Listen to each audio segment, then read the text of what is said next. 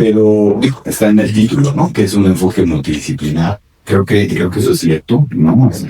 La tecnología como que siempre ha estado como en su aisladona, aunque tiene impactos en todas partes, pero ahora es mucho más evidente lo importante que es ver la inteligencia artificial de los impactos desde diferentes lugares, ¿no? Desde el derecho, pero desde la ética, desde la filosofía, desde la tecnología, desde los negocios, desde todo. Entonces, este esfuerzo por integrar, creo que es súper importante. Vivimos en una época, desde mi punto de vista, Dios sí la cosa, pero pues, por una parte es intensamente filosófica, ¿no? Todo el mundo, creo, mucha gente, pues está preguntando, pues, ¿qué es el conocimiento? ¿Qué es ser humano? ¿No? Decíamos que era la racionalidad, primero el dedo ponible, ¿no? Pero, pues ahora, pues, queda un poco... a ver, hay que definirlo, hay que preguntarse qué significa trabajo, ¿no? Solo ganar dinero, o sea, hay muchas cosas, que nos tenemos que cuestionar. Y cómo legislar, ¿no? Este tipo de cosas, porque también, no, sobre todo con la inteligencia artificial generativa, no nada más, pues es tan ubicua, pero también está poca gente que lo controla, que el tema del derecho y eso es súper importante. Entonces, pues qué bueno que nos acompañan y qué bueno que escribieron el libro. Les presento al panel. Tenemos el doctor Ricardo Sosaya, conocido de todos, experto, digo, pues en todo, ¿no? Bueno, en todo lo que es tecnología e implementación de tecnología en las empresas, y pues ya desde hace tiempo se metió a la inteligencia artificial y es gran promotor de su uso responsable en la empresa. Tenemos de este lado también a maestros Siqueiros, que al igual que el doctor Hernández, son principalmente profesores aquí de UNAM y dan la clase de ética y legalidad a los alumnos de ciencia de datos, y supongo que otros que se quieran meter, que es algo fundamental, a ver, que los alumnos, aunque en el ITAM todos los alumnos llevan clases de filosofía, etcétera, aterrizarlo a la parte legal y específicamente a la ciencia de datos es muy importante. Todos dan estas clases. También sé que ambos pues hacen cosas por fuera de algunas startups o algo así. No sé si sea relevante para esto, pero igual yo que me platiquen más de ustedes. Nos dicen que tiene que ver la inteligencia artificial con sus trabajos. La doctora Nadia Franzoni es la profesora aquí del TAM, muy querida, y así súper especialista en inteligencia artificial, ¿no? Cómo aplicarla, y en educación muy complicada que es la inteligencia artificial en la educación. Doctor Hernández, también profesor de acá, y pues bueno, ¿no? El doctor de hecho está muy metido en cosas de regulación, o algo metido en cosas de regulación de esto, ¿no? Un poco más. Y bueno, yo soy Fernando Spola, su consultor, ¿no? Nada más. Entonces, me gustaría comenzar con pues, nuestros autores del libro. Bueno, todos los autores del libro nos platiquen un poco pues, del capítulo que escribieron y quizá un poco más el contexto de todo el libro. Claro, claro. Yo daría la palabra primero a Enrique para que nos cuente un poquito de la historia y ya sí. Muy agradecidos y muy honrados de estar aquí y de que nos acompañen con el doctor Carlos y el doctor Fernando y el doctor Navia. Pues este libro ha tenido, nosotros, José Luis y yo colaboramos en un capítulo, pero hemos tenido la oportunidad de conocer a cada uno de los escritores de todo el libro, y eso fue una relación que empezó en 2019. En 2019 abrimos el primer seminario de filosofía de la inteligencia artificial con la Facultad de Ingeniería y la Facultad de Filosofía ya de la Panamericana, y eso fue muy padre porque pensábamos que solo iba a haber filósofos, y entonces abrimos y hay un par de filósofos, y de repente se asomó por ahí un profesor que no se vestía tan bien y dije, seguro es filósofo como yo. Pero tenía otro enfoque distinto y resultó ser el que hoy es el director de inteligencia artificial de GBM, antes de Novartis y antes de Banorte, que es León Palafox, que es mi mentor. Ya con él estudié diplomados en ética en ciencia de datos, Y por otro lado, el primer día también se apareció un tipo bastante bien vestido, que no era filósofo ni era ingeniero. Y ese era el doctor José Luis Hernández, que es abogado, porque los juristas normalmente se visten muy bien y no lo pueden evitar. Entonces, de 2019 fue la exposición constante. Cada uno de los seminarios, que hoy van 13 seminarios, hoy es la versión 13 de ese seminario, ya después de 6 años, en la que a la exposición constante de las disciplinas distintas en el diálogo, porque pues uno piensa que es fácil sentar a un ingeniero y un abogado en una mesa, pero cuando se sientan, nos salen más chispas que ustedes ya se imaginarán por pues los comités y los consejos educativos. Bueno, si a eso le suman a los filósofos, pues no era un reto fácil. Entonces, 2019 empieza este esfuerzo, vamos trayendo ponentes de toda la República primero, de todas estas disciplinas, y se van integrando de las facultades de economía, de psicología, se van integrando de la UNAM, por supuesto, se va integrando. Llegó el doctor Jorge Servio de aquí, que fue director de la licenciatura en Derecho, y bueno, se cuajó algo muy padre, y nos dio la oportunidad, ya después de esos años de estar entrenándonos y estudiando, de poder entrar a dar aquí el seminario de ética y la legalidad en ciencia de datos, que hay una alumna aquí, estoy muy contento de verla ya en 9º semestre. Y bueno, lo que yo quiero platicar, solo para empezar, no quiero extenderme mucho, es un poco de qué es este capítulo que escribimos, y luego le paso el balón al doctor José Luis, y cuál es la relevancia que tiene. Las editoras, y eso hay que mencionarlo, que ella fue la que empezó todo el seminario de filosofía de la IA y después editó este volumen, es la doctora Karen González Fernández. Ella fue una de las arquitectas de todo este esfuerzo transdisciplinario y pues bueno, la editora del libro.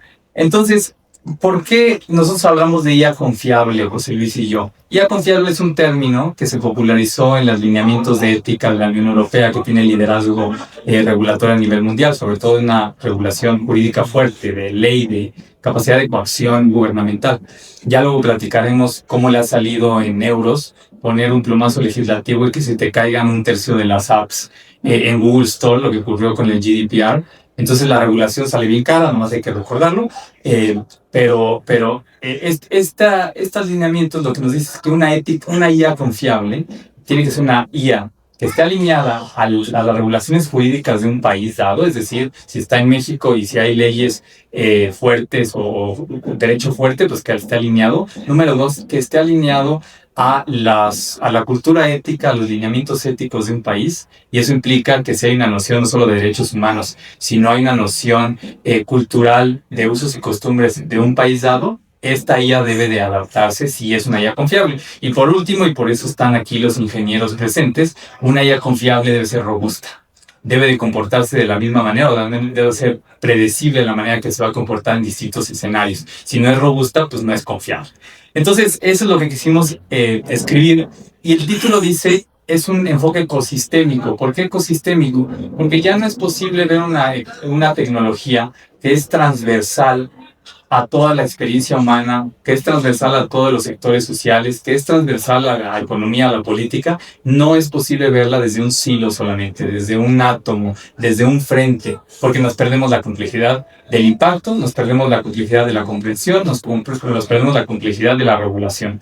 Y entonces este libro quiso tener este enfoque ecosistémico en el que, gracias a estos 6 años de experiencia, de estar discutiendo, debatiendo, echando carrilla entre juristas, abogados, filósofos, ingenieros, pues sacamos un esfuerzo transdisciplinario, que es el libro que ustedes podrán ver acá a su derecha.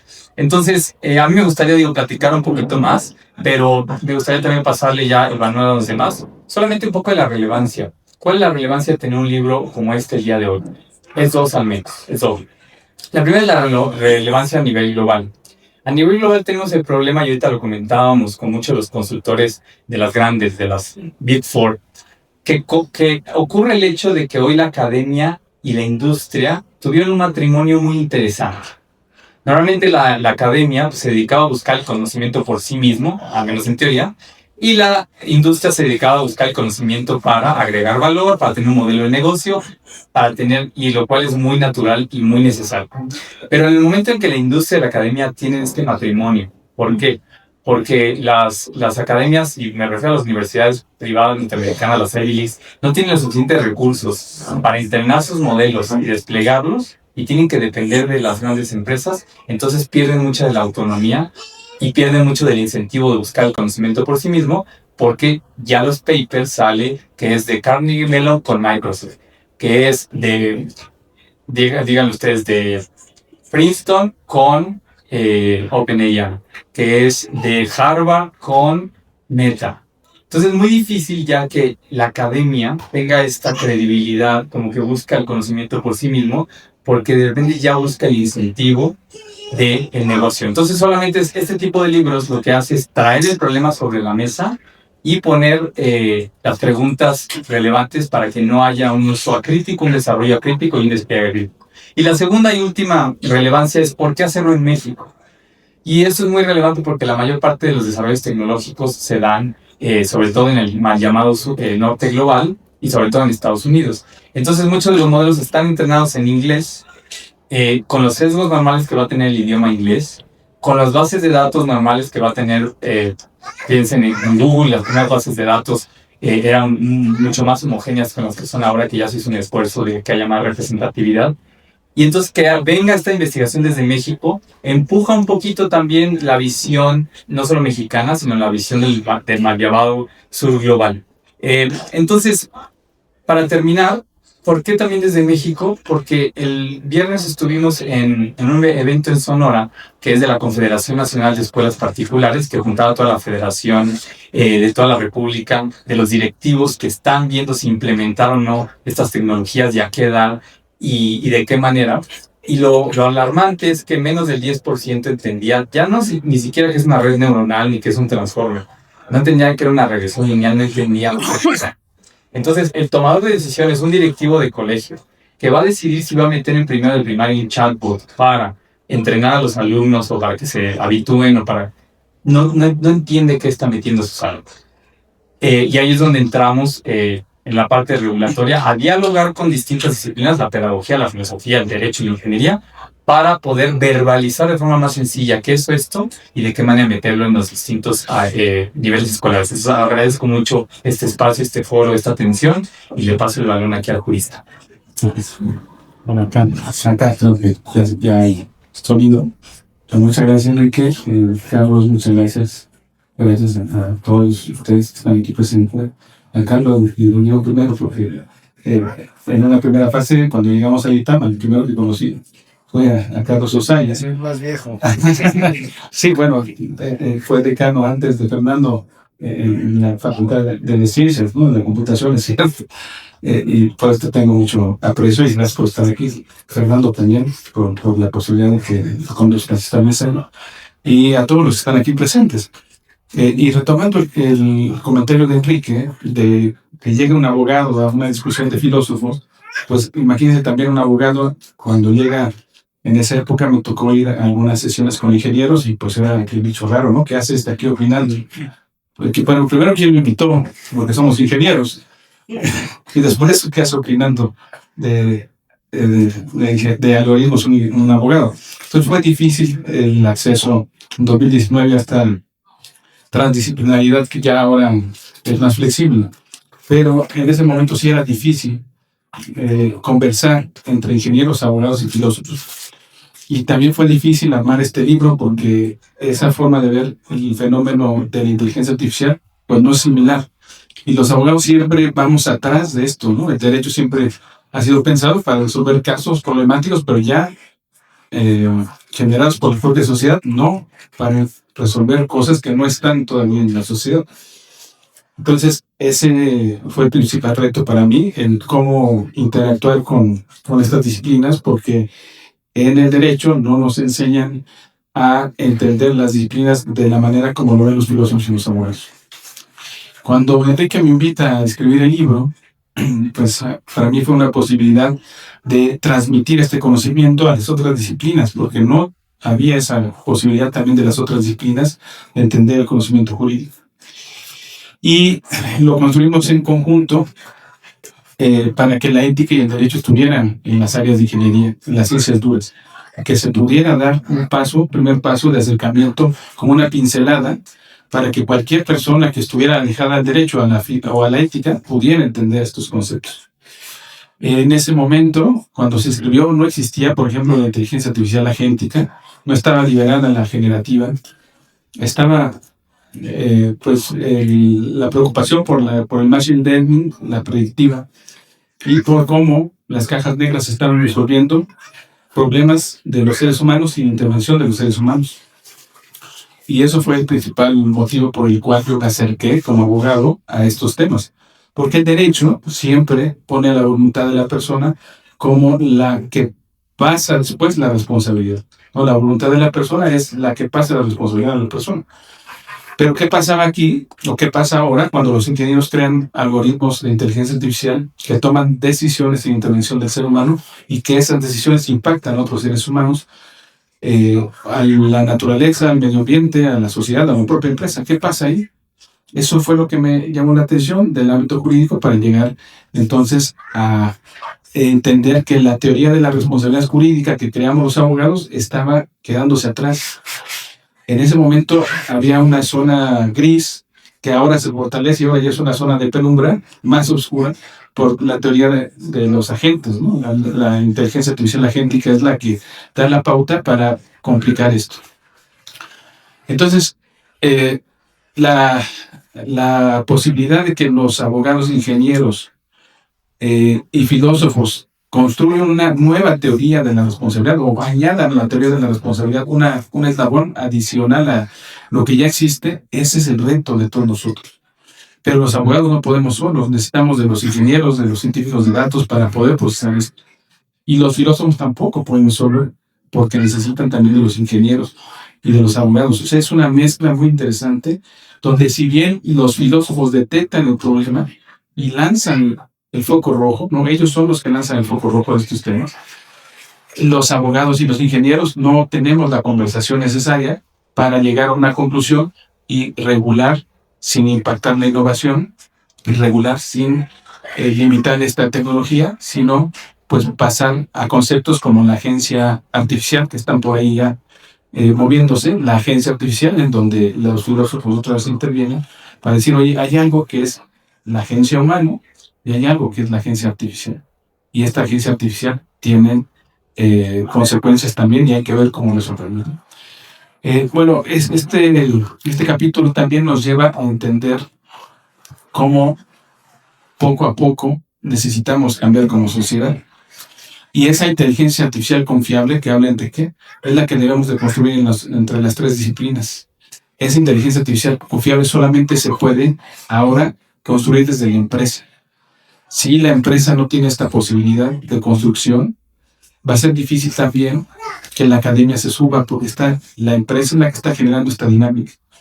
Y si bien en un principio, como decía Enrique, las universidades eran las que daban inteligencia artificial, las que generaban inteligencia artificial, las que eran las creadoras de la inteligencia artificial, ahora la empresa pues está avanzando de tal manera que si no tiene áreas de compliance, si no tiene principios éticos, si no tiene un programa de uso ético de la inteligencia artificial, pues se generan problemas, ¿no?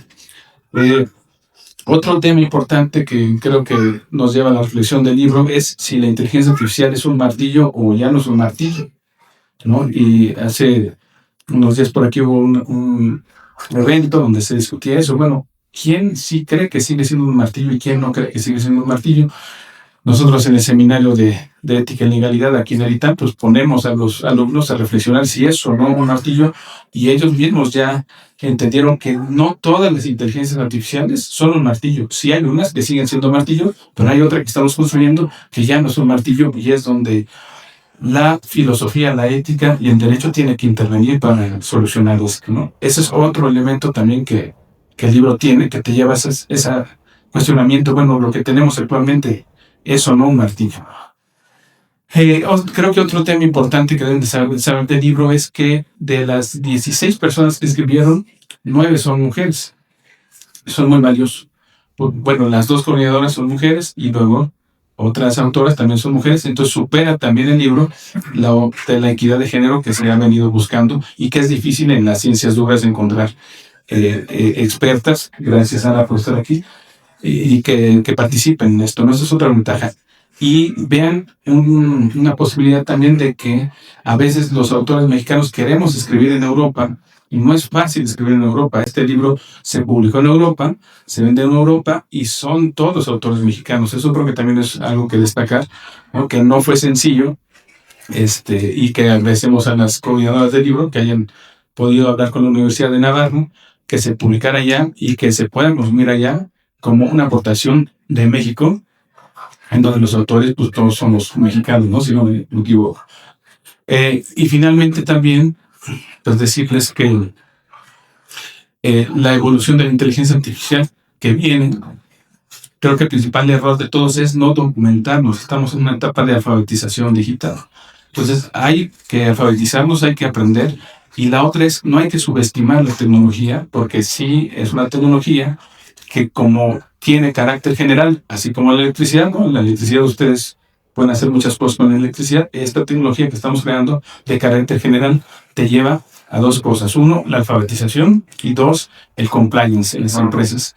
Si la empresa no está haciendo compliance, si no tiene una política de uso de inteligencia artificial, si no está capacitando a su personal en estos temas, pues se está generando un tema de riesgo potencial que puede afectar a la organización y evitar que siga avanzando.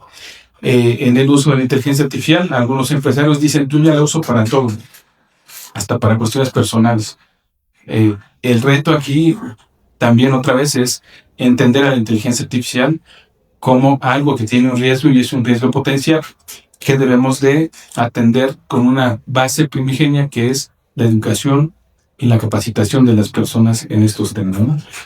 Bueno, creo que por el momento sería mi primer comentario y devuelvo la palabra a Fernando. Bueno, muchas gracias. Pues ahora que los tenemos aquí, ¿no? Tenemos la oportunidad de pues, ir un poco más allá, ¿no? Más profundo de lo que escribieron y en temas más allá. Entonces, de paso le mandaron a Analia. Así que... Pues, primero, muchísimas felicidades por el libro, porque tiene un lenguaje muy sencillo. Creo que lograron en que los conceptos que son precisamente la parte importante desde la definición de qué es la inteligencia artificial hasta llegar a la parte de regulaciones y lo que viene y procede, es algo muy interesante y se lee con mucha facilidad. Y mis preguntas van más allá, o mis comentarios van más allá de que efectivamente en la parte de compliance o en la parte de gobernanza lo trata su capítulo, especialmente en el 3, en donde ustedes hablan de esta necesidad de no nada más hacer una regulación para la ingeniería, sino una regulación para el humano y la interacción del humano con ello. Pienso yo que todos estamos ahorita en el momento en el de Vision AI, ¿no? O sea, todo mundo trae Bring Your Own AI, ¿no? Entonces, todas las personas están trayendo ya la inteligencia artificial como uso personal sin una regulación en la institución o sin unas normas de cómo se debería llevar a cabo, ¿no? Entonces aquí, precisamente en el ITAM, por ejemplo, que tenemos un libre albedrío y que los profesores podemos utilizarlo no según como lo dicta nuestra cátedra, pues también los estudiantes en el libre albedrío para poder pues tener como uso de ella, pero si preguntamos, prácticamente todo el mundo está utilizando la palabra, ¿no? Entonces, en este sentido, me agradó mucho ver que el punto crucial del capítulo 3 es compliance, como ya lo comenté, ¿no? Y la parte de la regulación. Y yo pondría un poquito al contexto, ¿cómo es que tú pensarías que se debería de hacer esto, mientras que en México todavía no tenemos una regulación para una gobernanza, o las instituciones todavía no tienen una gobernanza de regulación, ¿no? Dentro de la inteligencia artificial? Un poco si nos puedes comentar en la trayectoria de todo este escrito. Sí, señora. El reto, como dice Ana, es que no tenemos regulación, pero también hacer regulación pues es complicado. Entonces estamos en una fase en donde para resolver esto, las empresas están acudiendo a estándares internacionales, que en este caso, por ejemplo, las normas ISO es un estándar que ya está ahí bien trabajado para regular la inteligencia artificial o gestionar la inteligencia artificial, ¿no? La gestión de la IA a través de las normas ISO. Cuando nosotros detectamos como organización, aquí hago un paréntesis, tanto Enrique como su servidor, estamos echando a andar desde hace 5 años, un proyecto que se llama Whitebox. Este proyecto busca llevar el compliance y estos estándares de inteligencia artificial a la toma de decisiones en las empresas. decidimos acudir a las normas ISO porque eran estándares que ya estaban muy bien articulados en las empresas y que sumados a los estándares, por ejemplo, de la IEEE, esta Organización de Ingenieros Internacional, pues es la que le da la pauta para proteger a las organizaciones. En este caso, micro, pequeñas y medianas empresas pueden acudir a esos estándares y aplicar los estándares a sus organizaciones. El otro factor importante, pues, es que esos estándares te permiten la gestión de riesgos. No hay una inteligencia artificial que no pueda ser supervisada. Es decir, la regla aquí es que si tú tienes inteligencia artificial, necesitas supervisión humana. Y la supervisión humana, pues necesitas metodología. La metodología te la da la norma ISO, y también el experto en supervisión de la inteligencia artificial debes de capacitarlo con herramientas de inteligencia artificial que también te permitan hacer supervisión. Las empresas que tienen áreas de compliance son las que están tomando estos temas, no son las que están acercándose a la capacitación, y las otras áreas pues son las áreas de tecnología, ¿no? El CTO, por ejemplo, está participando ahí para proteger a la organización. Gracias.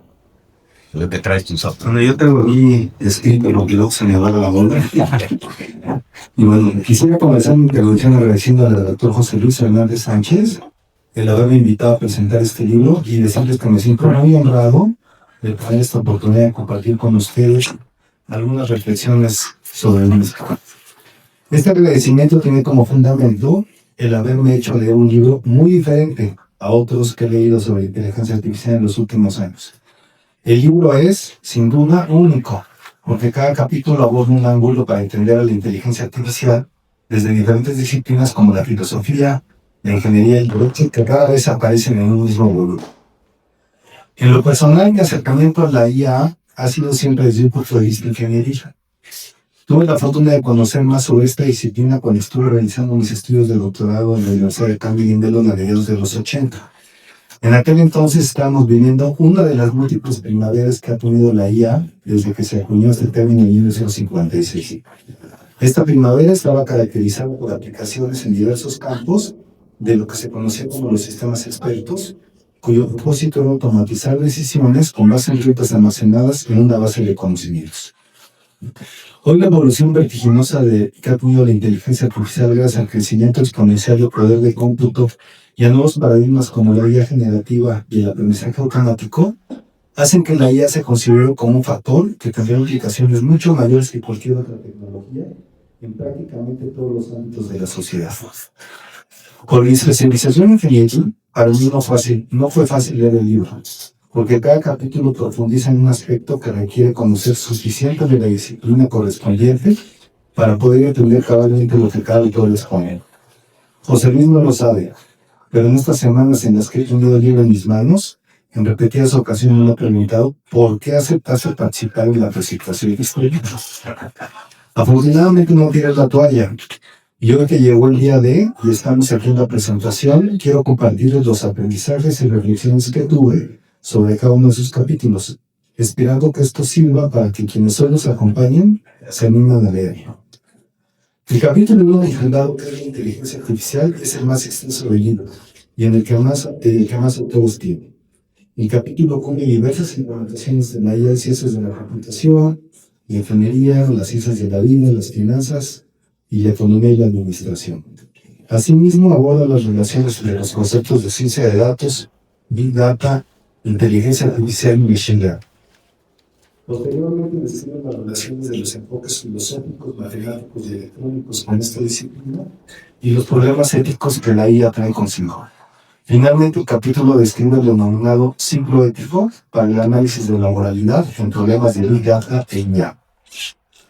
El capítulo 2 aborda la inteligencia artificial haciendo referencia a los trabajos de Alan Turing y Peter Simon y a la teoría cognitiva de la mente, que afirma que el cerebro es un tipo de computadora y que los procesos cognitivos son cómputos. El capítulo describe los programas Glauber y Bacon que pretendieron emular los procesos de descubrimiento científico. Glauber aplica recursivamente un método de abstracción para llegar a patrones más generales y Bacon busca funciones que relacionan un conjunto de variables independientes con uno dependiente.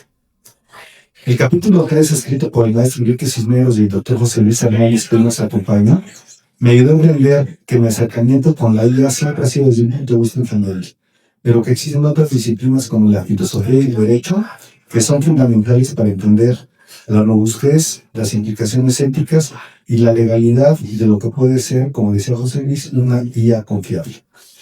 El capítulo incluye una revisión del estado del arte de cada una de estas disciplinas que me parece muy valiosa para cualquiera que quiera entender esta disciplina con una perspectiva de ecosistema. El capítulo 4 toca el tema de los agentes conversacionales y de la inteligencia híbrida. El capítulo ilustra cómo un sistema relativamente sencillo como el ELISA, desarrollado en 1966, fue capaz de hacer un juego de alimentación que llevó a quien interactuaba con él a pensar que el sistema era verdaderamente inteligente. De hecho, me tocó verlo en Carnegie y aunque ahí presionado la primera vez que me... Pero 5 minutos. Sí, Luego ya. ya luego ya te das cuenta, pero al principio sí te da el gatazo, ¿no? El autor propone integrar a humanos y a las máquinas para aumentar el intelecto y las capacidades de ambos, contemplando un paradigma con el acrónimo CARE, que se refiere a colaboración, adaptabilidad, responsabilidad y exportabilidad. El capítulo 5 reconoce que los macrodatos o Big Data han cambiado la manera como se genera el conocimiento científico y reconoce que los resultados de la inteligencia artificial vienen asociados con una opacidad epistémica procedimental. Los autores señalan que la ignorancia subyacente a los macrodatos puede describirse como una ignorancia de la estructura teórica y propone que el científico realice diversas tareas inferenciales que tienen como base la racionalidad lógica para poder confiar en los resultados obtenidos. El capítulo 6 distingue entre el aprendizaje de máquina que tiene como base las matemáticas continuas y el razonamiento automatizado que está construido principalmente sobre la lógica. La autora se referencia a los trabajos de Simon, Newell y Shaw, que se describen con mayor detalle en el capítulo 2 del libro, y utiliza la teoría de la complejidad para caracterizar a la implicación lógica como un problema de tipo completo con una complejidad exponencial. Y el capítulo 7 utiliza el problema del marco para profundizar sobre cómo explicarle el concepto del cambio a un robot.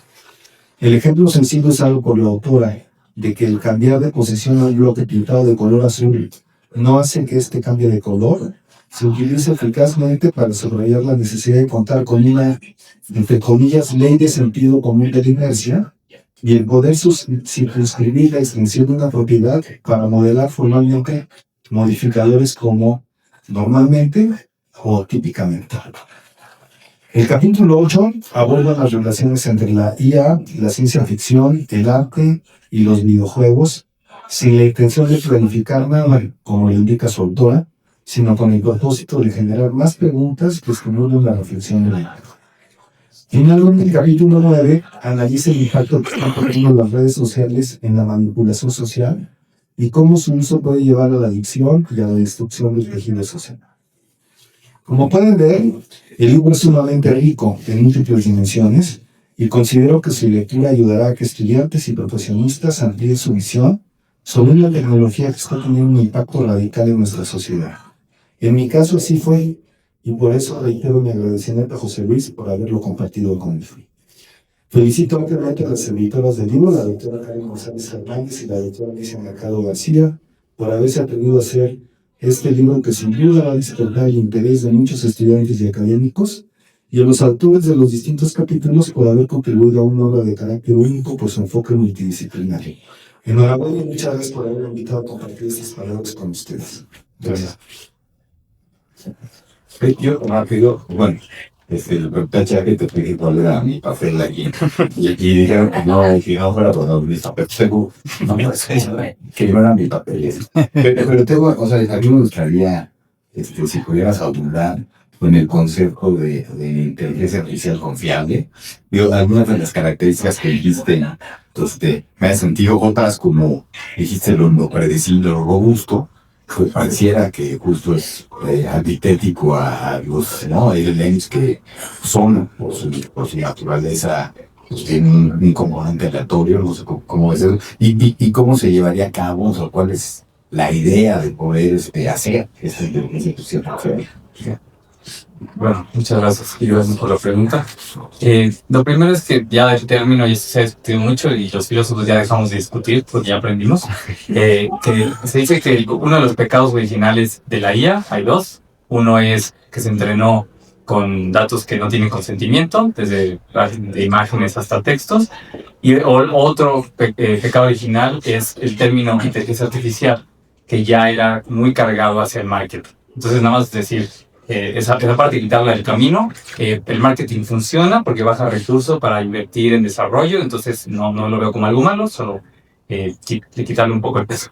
Y es confiable, que así lo documentó los lineamientos de la Unión Europea en 2017, lo que intenta es en la parte de robustez, que ahí es el enfoque técnico ingenieril, que ahí es donde la visión de un ingeniero es el que va a poder juzgar si un sistema podemos confiar en él. Si yo, por poner un ejemplo burdo, quiero hacer una transacción electrónica de dinero y de repente hay un bug y me agrego un cero y en lugar de mandar 10,000 pesos mando 100,000 pesos, pues eso no es robusto porque de repente no se comporta de forma predecible. Y algo muy interesante es que si los LLMs, por un lado, tienen este margen de error que se llama alucinación, le han llamado alucinación a uno de esos márgenes de error, pues ¿cómo podemos decir que son robustos si en su propia arquitectura permite este margen de error? Lo primero es, sí, es propio, y aquí me voy a meter ya una línea, y eso aprendimos en estos 6 años, a tener muchísimo cuidado cuando nos aproximamos a una línea donde hay un experto en un área hiper específica como el área de la ingeniería de la machinery. Entonces, aquí simplemente es una explicación que me metió León Palafox y platicamos mucho. Yo no soy experto en los fierros, pero lo que sí es muy interesante es ver que, por un lado, es robusto porque tú puedes acceder a ChatGPT y te ayuda te da una respuesta que es verosímil, que es sensata, que suena bien, que no es completamente fuera de lugar, y en ese grado de verosimilitud podemos decir que es robusta, porque si accedes a ChatGPT y te regresa generalmente respuestas verosímiles, no verdaderas. Ahorita no me voy a meter a la parte de verdad, pero la verosimilitud es suficiente para toda la industria que estamos haciendo. El problema es que siempre va a tener este grado, y no sabemos dónde, de alucinación, de error, de inventarte cosas. Y aquí lo platicamos hace rato porque nos ha tocado ir a muchos foros, y en un foro con León Palafox en el Banco de México, pues estamos con expertos de todas las áreas, y un experto empezó a hablar muy bien. Y eso es raro, pues porque los ingenieros, pues normalmente y mis 5 hermanos son ingenieros, mi papá es ingeniero, entonces no son así lo más articulado de este planeta, pues porque son muy inteligentes. La inteligencia, como es analítica, separa la realidad y el lenguaje es flujo. Y entonces, por ser muy inteligentes, no bailan tanto con las palabras. Pero bueno, pero alguien agarró el micrófono y empieza a hablar demasiado articulado. ¿No? ¿Qué tal? Muy buenas tardes. Y me hace sospechar porque tampoco eran abogados. Los abogados hablan muy bien, pero son muy frontales.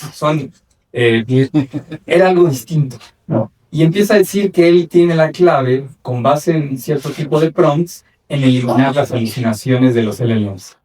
Y ahí fue cuando dijimos, es un consultor. Y los consultores hablan extraordinariamente. Incluso cuando mis amigos entran a McKinsey, a PwC, me mandan siempre screenshots de, mira, lo que tú enseñas, yo enseño retórica. Ellos nos los dan en los manuales de onboarding.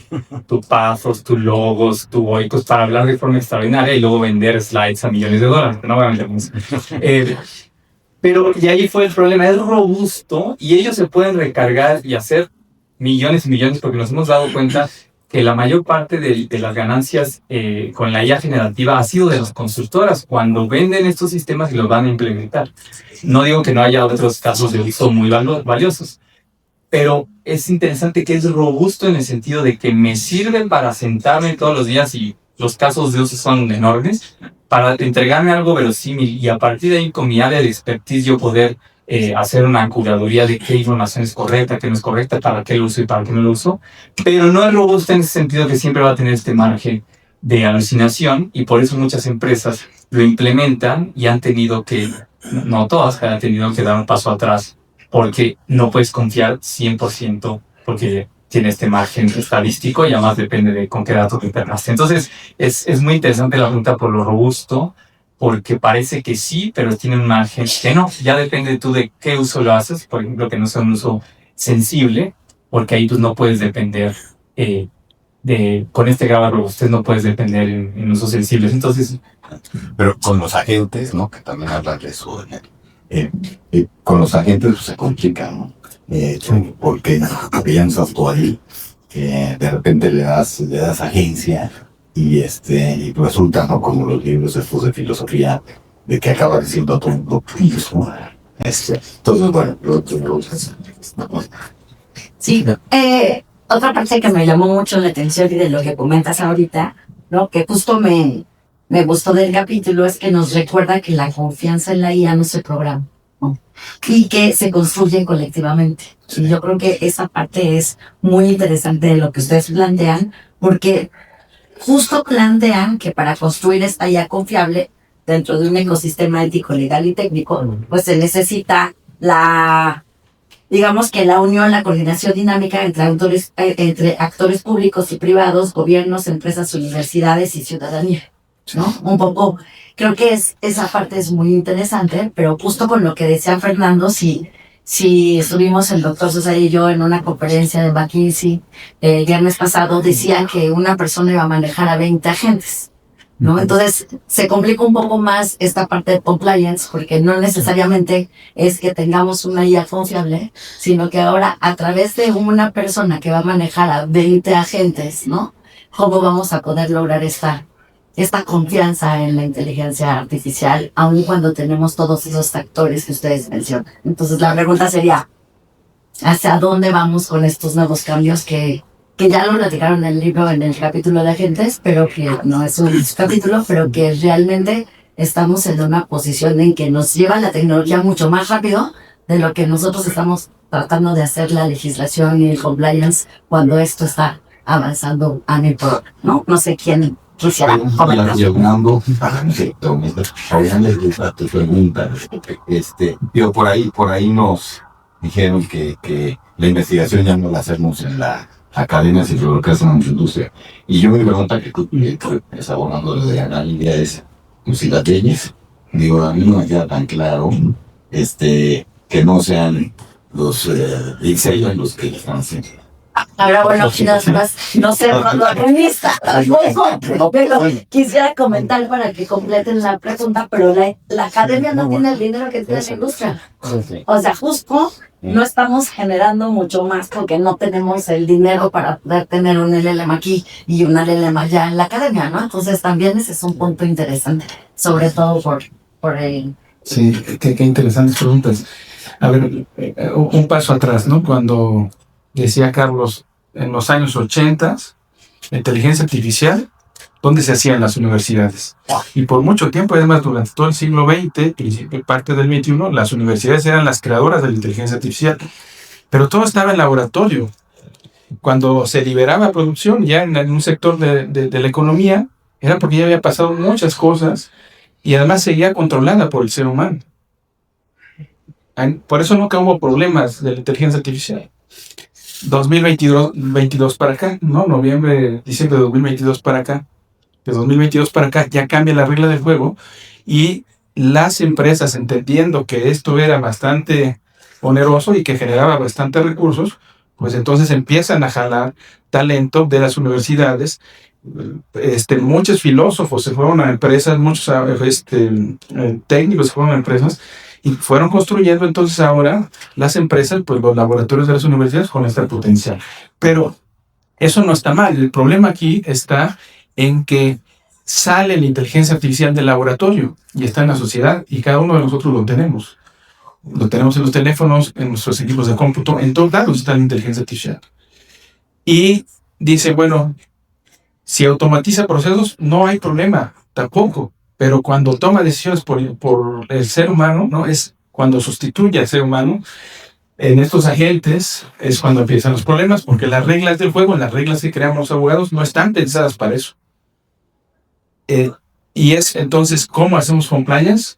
Con este caso de 20 agentes. Por ahí hay otro caso, no sé si ustedes lo escucharon, de que una empresa adquiere 40 agentes, ¿no? Los distribuye en 5 áreas de la empresa, los agentes empiezan a trabajar, pues, se les da acceso a información, a directorios, a teléfonos, a datos personales, empieza a funcionar, pasan 3 meses, que por ahí un agente empieza a manipular a una persona diciéndole que si lo apaga, le va a decir a su esposa que tiene una relación extramarital, ¿no? Por correo. O sea, le dice, tú me apagas y yo le voy a decir a tu esposa y le voy a decir a tu jefe. Bueno, esto que parece chiste puede ocurrir. Entonces, ¿cómo entra el compliance aquí? No está sencillo porque también el compliance lo creamos para un proceso en donde la persona es la responsable.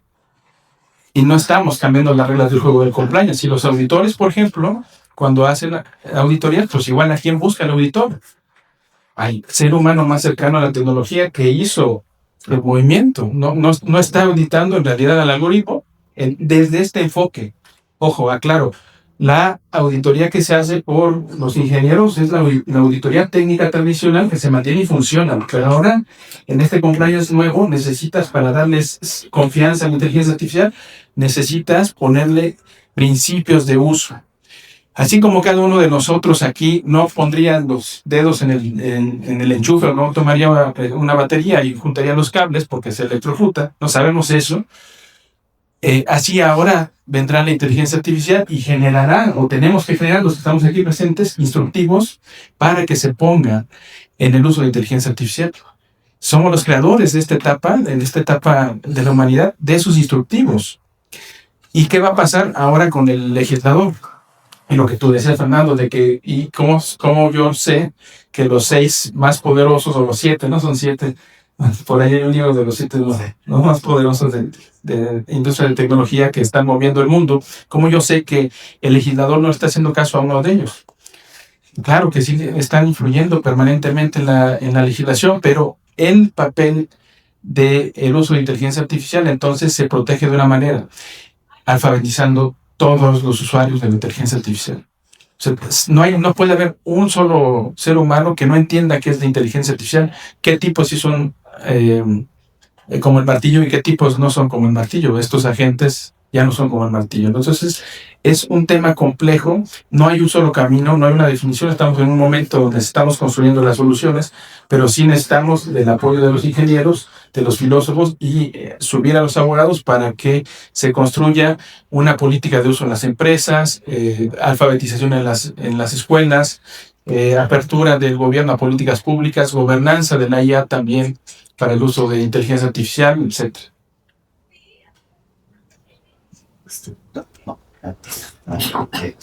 Oiga, y yo vengo de ¿qué quieres decir?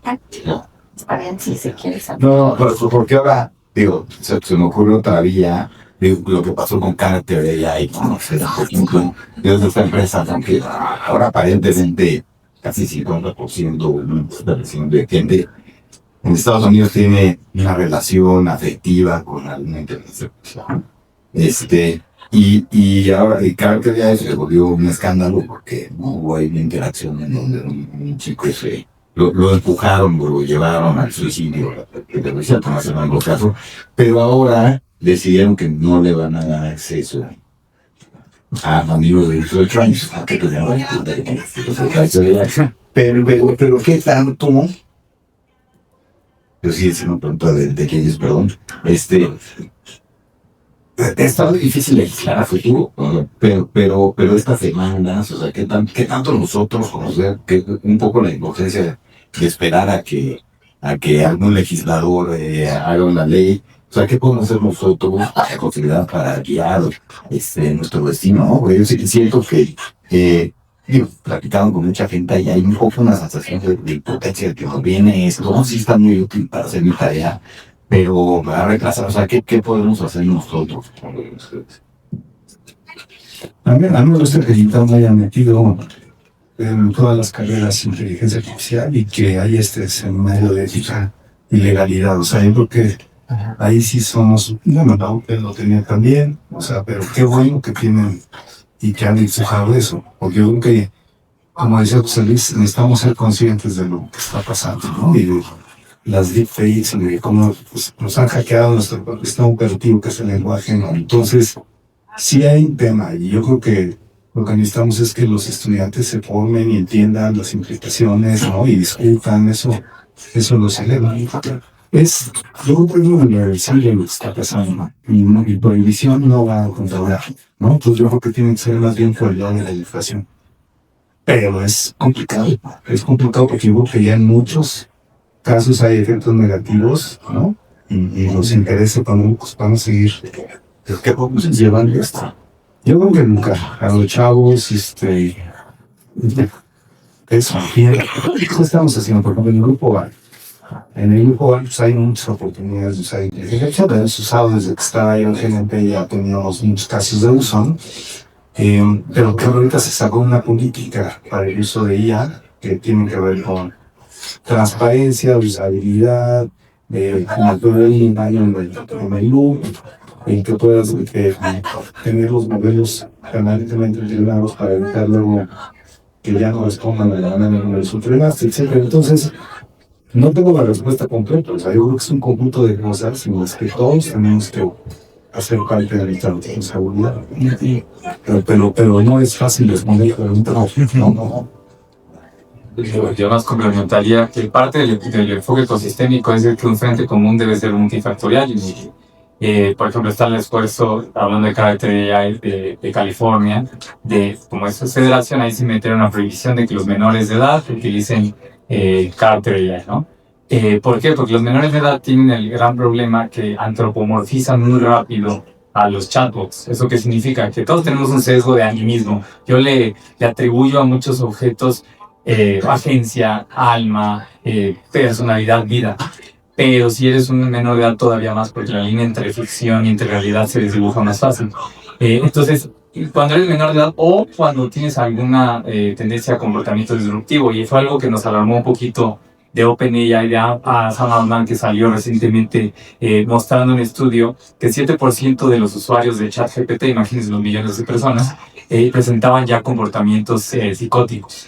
Entonces, que también habrá que ver cómo está definiendo y detalles más concretos. Pero si esos millones de personas con una interacción cotidiana, no solamente las relaciones afectivas, que ya podría ser otro tema por el grado de aislamiento y la llamada epidemia de soledad y aislamiento que puso el Surgeon General de los Estados Unidos, que también no es un tema menor, pero es como los menores de edad y luego los que tienen alguna debilidad mental son mucho más vulnerables a estos comportamientos psicóticos y a la dependencia emocional, y luego otras. ¿Qué se hace? Pues frente de todos los frentes posibles. La legislación donde aguante legislación, sobre todo para menores, la sociedad civil y la educación. Por eso decíamos cómo educar al niño sin meterle la pantalla, porque algo que no queremos es que si el niño ya está viendo pantalla en casa, yo voy a pagar un dineral y llevar a una escuela para que le pongan pantallas de lo primero y primaria. Eso tampoco sería lo más inteligente de hacer. Y bueno, creo que esos son los frentes en común. No sé si José Luis. Yo nada más diría uno adicional. Necesitamos formar supervisores de la inteligencia artificial. Necesitamos supervisores de inteligencia artificial. No hay otro camino. Esos supervisores los estamos formando Enrique y un equipo de expertos que son los CAIO, no los Chief Artificial Intelligence Officer. Necesitamos en las empresas eso. Y 2 niveles de supervisión. En las organizaciones, los CAIO. Pero después en las pequeñas organizaciones, en las escuelas pequeñas, supervisores del despliegue a nivel operativo. Es decir, no necesitas un jefe, pero sí un experto técnico, analista, que pueda desplazar esto a la supervisión de inteligencia artificial en la organización. No hay otro mecanismo. Nosotros hemos venido reflexionando estos años por dónde caminar. Por eso llegamos a esta figura y por eso tenemos la certificación y tenemos muchos cursos de capacitación para que te capacites como supervisor de inteligencia artificial. ¿Qué tipo de inteligencia artificial hay? ¿Cómo entra la ética? ¿Cómo entra la regulación? Casos problemáticos, ¿no? Se entrena a las personas con casos problemáticos, se les pone un caso problemático y a ver, resuelve lo que harías si tú fueras el abogado, el ingeniero, el científico de datos. ¿Cómo procesas esto? Y luego hacemos relación de grupos para que discutan entre ellos, pero transdisciplinariamente. O sea, hay un contador, un abogado, un ingeniero y participan aquí en esta discusión, pero es supervisión de inteligencia artificial. Y nos toca a todos. Justo a lo mejor para complementar un poquito, también lo dicen en su libro, ¿no? Dicen que nos invitan a reconocer que hablar de la inteligencia artificial es hablar de nuestra propia forma de organizarnos como sociedad, ¿no? Y también dice que la pregunta no es cómo hacer que la IA funcione, sino cómo queremos que funcione, ¿no? Y qué valores debe reflejar, a quién debe servir y bajo qué principios debe desarrollarse. Creo que esa parte es muy importante porque, no sé si se han fijado, pero este ChatGPT 5 te pregunta y te pregunta y te preguntan, o sea, no te dan la respuesta ahorita, o sea, quieres saber más de ti, quieres saber más de ti, quieres saber más de ti, ¿no? Yo le dije, no te voy a contestar, dasme la respuesta, ¿no? Gracias.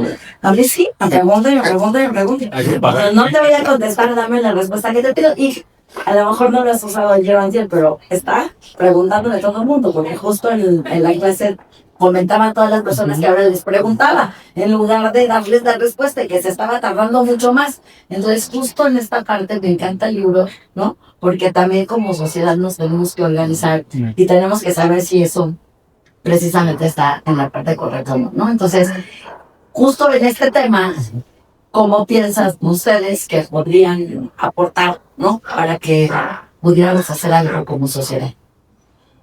Bueno, yo insisto, el ITAM debe tener paso porque está con el seminario formando a científicos de datos con estos temas. O sea, si ustedes salen al mercado y ven a la gente que está en el Poli, en la UNAM, en las universidades que todavía no tienen esta formación, no van a entender el fenómeno. Ellos van a procesar los algoritmos, van a construir los modelos de inteligencia artificial como siempre se han construido. Pero ahora el reto que tienen los científicos de datos y los ingenieros es sí construirlos así, preocuparse por la calidad del código, ¿no? Un código limpio, etcétera, pero sumarle los principios de la ética y el tema de compliance, qué está pidiendo la norma a nivel internacional. Porque eso se va a medir para gestionar los riesgos en las organizaciones y para proteger a la sociedad. Si lo logramos así vamos a contribuir a esto, ¿no? Entonces creo que la capacitación de los ingenieros y científicos de datos con este elemento ético y regulatorio debe ser ya obligado en todos los webs. Oigan, alguien del público que no una pregunta. Bueno, felicitarlos por su extraordinaria vivencia. Bueno, yo quisiera preguntarles sobre cuál es la ideología de la inteligencia artificial.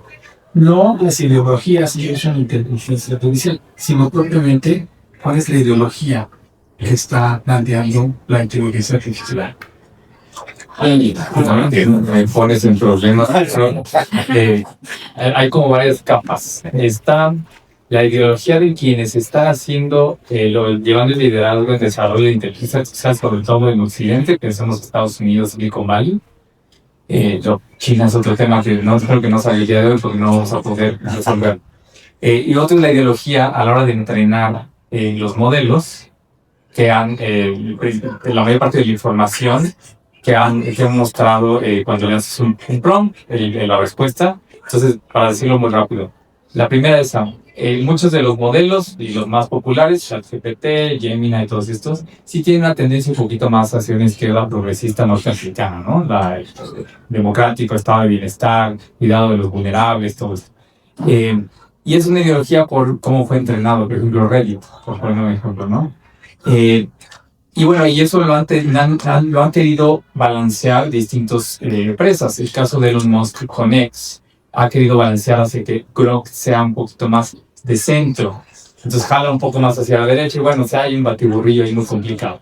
Otro ejemplo es Google, que Gemini tratando de que no sea, que no cometa errores o que no represente correctamente a poblaciones vulnerables y minoritarias, lo hizo más, como le llaman, peyorativamente woke. Pero cometía el error de que le preguntabas, dame una foto de un soldado alemán de 1945 y te sacaba un soldado alemán como un First Nation norteamericano o como chino, y sabemos que un soldado alemán de esa época pues era un soldado nazi. Entonces esa es la ideología de cómo entrenaron los modelos, o más bien con la información que les estaba. Y la otra, y hay aquí un filósofo muy interesante, que es la ideología de Silicon Valley, que hay varias.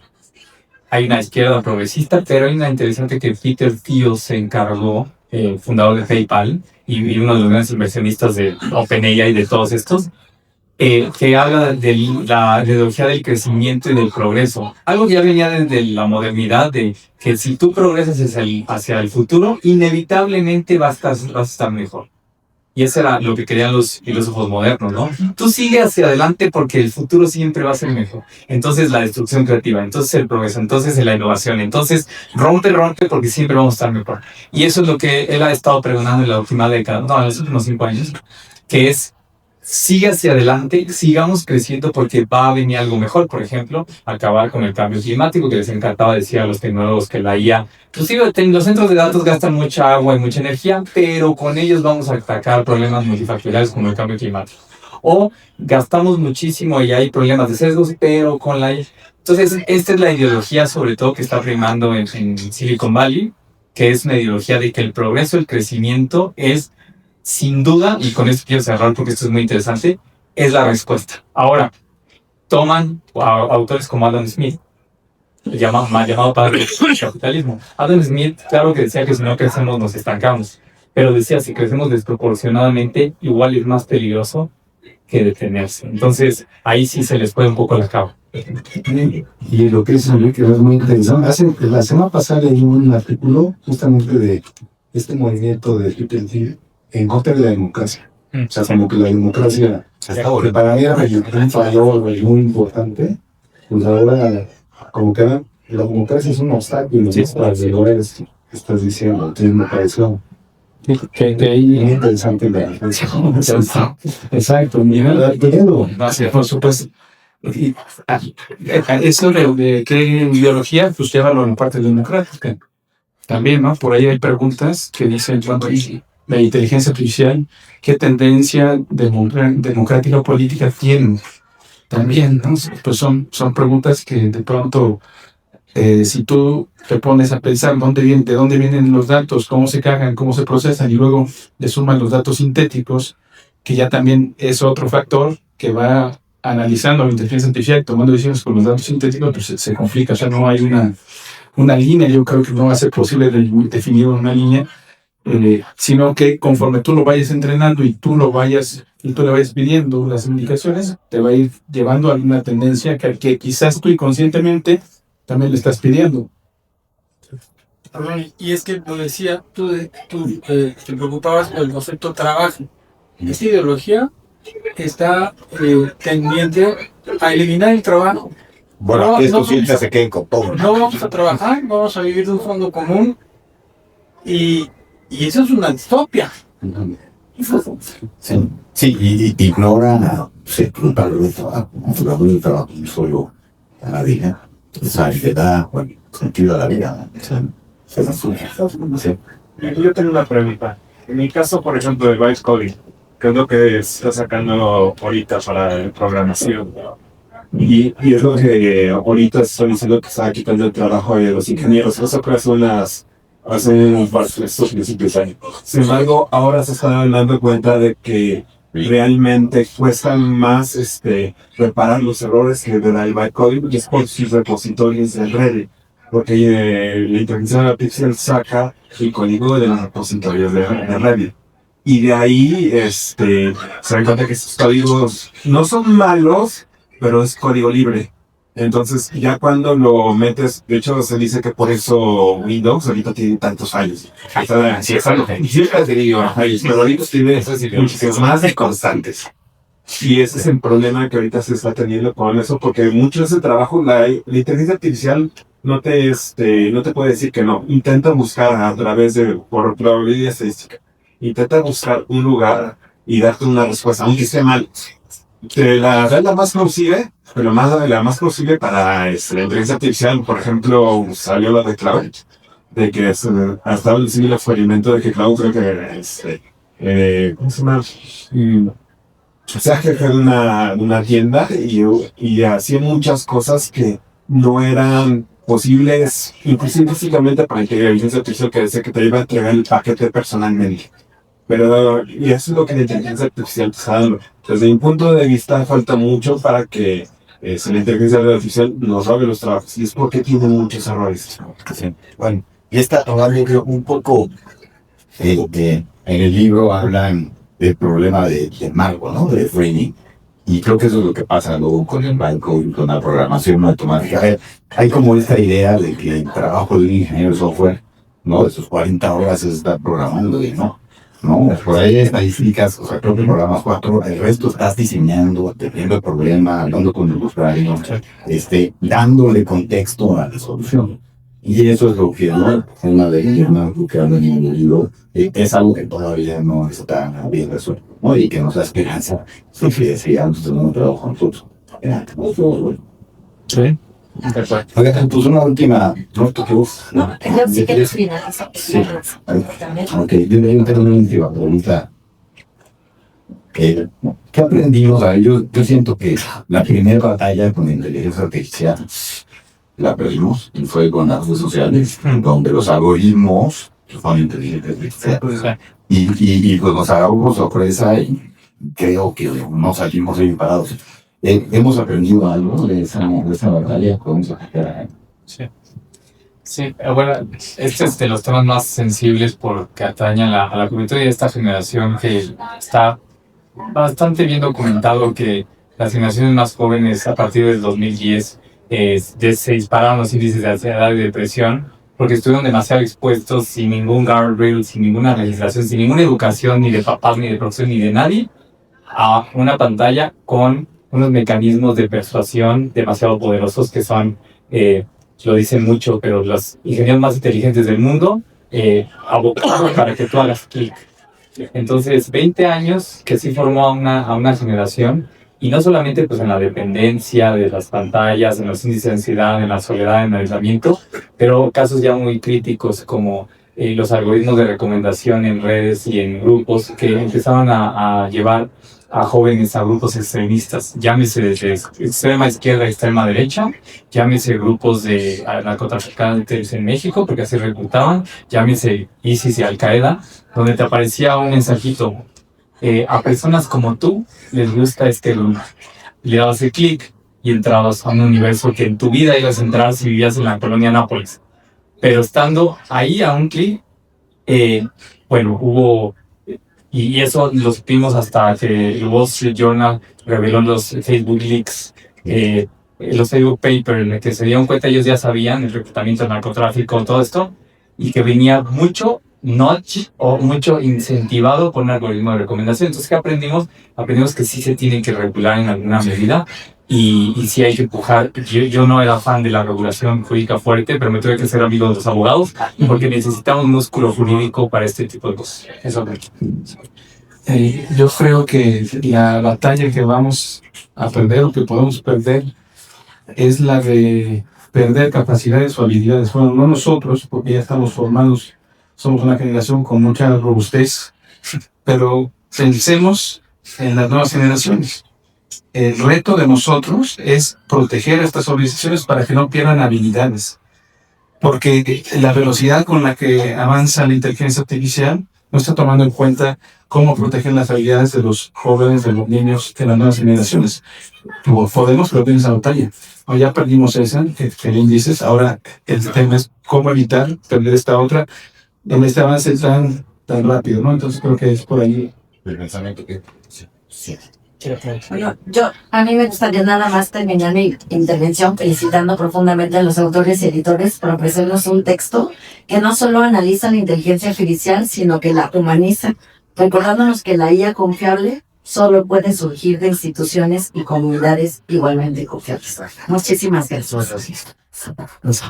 El tema de las redes sociales sí me parece muy grave, ¿no? Lo que ha ocurrido en el último libro de Yuval Harari de Nexus. Por ahí, el ejemplo que tiene el libro de brujería de un cuate fanático austríaco y de cómo mataron a un porcentaje altísimo de la población de Europa solo por eso. Y luego lo que pasó recientemente en Myanmar con la comunidad musulmana, los budistas, o sea, yo creo que ahí los que somos muy frágiles somos los humanos. Sí. Y esta cosa pues te pone catalizadora de eso, ¿no? Entonces, ¿cómo contrarrestarlo? No lo sé, pero de que ya estamos ahí, o sea, lo que dices, no tiene que ser más inteligente que nosotros. Eso va a venir, pero el impacto ya está. y porque hay impactos muy nocivos, como los que hemos visto, ¿no? También hay cosas que no positivas. Pero a veces me siento como Mickey Mouse en fantasía, ¿no? Cuando empieza a poner el gorro y empiezan a salir las escobas y empieza a tener un poder que nunca habíamos tenido, no sabemos el impacto. En trabajo, claro que va a haber un impacto enorme, independientemente de éticamente ese área, va a pasar. Y por ejemplo, nosotros en nuestras empresas, pues tenemos en las mineras, aquí está mucho, tenemos pues, muchos trabajadores que van a estar sin chamba y eso no lo saben, ni lo saben los sindicatos. Entonces, ¿cómo le haces para que esa gente tenga una opción de volverse empresarios, de tener otra? Hay un tema de skilling gravísimo que ya está aquí tsunami y va a pasar, o sea, esto no lo va a detener nadie, ¿no? Entonces tenemos que ver qué podemos hacer en nuestro ámbito de competencia para poder aminorar los efectos negativos, pero los impactos son muy grandes. Sí. Yo creo que, y para concluir, digo, una diferencia que muy grande cuando pasó la primera revolución que perdimos, la primera guerra, es que no había este tipo de conversaciones. O sea, yo no recuerdo presentaciones de libros acerca de salud, y creo que ahora lo que sí aprendimos es a tener cuidado. Y creo que por eso su libro era un papel importante, ¿no? Que hay esta discusión, estamos hablando de esto ahorita, ¿no? Y eso creo que es un aprendizaje de que queda un nivel quemado de la desbasada y vemos pérdida de trabajo, de pensamiento crítico, etcétera. Lo estamos hablando ahorita, no sé si podemos evitar, pero algo, entonces creo que podemos amortiguar ese tipo de cosas, ¿no? Entonces, digo, los felicito por su libro, es un libro interesante, justo por lo que decía Carlos al principio, tiene suficiente contenido técnico, explicativo para los que no saben de inteligencia artificial, que hemos hecho eso, que han hecho eso toda su vida. Entonces se van a enterar de qué va, ¿no? De qué va la tecnología, cómo la historia y cómo ha progresado. Y tiene pues todas estas cosas que los que saben mucho luego de inteligencia artificial, pero nunca han pensado en cosas de derecho, de la ética, etc. Entonces creo que navega pues, multidisciplinarmente muy bien. Entonces, felicidades, les recomiendo el libro. Y ahora, pues bueno, ¿no? Les agradezco, les pido un aplauso. Gracias.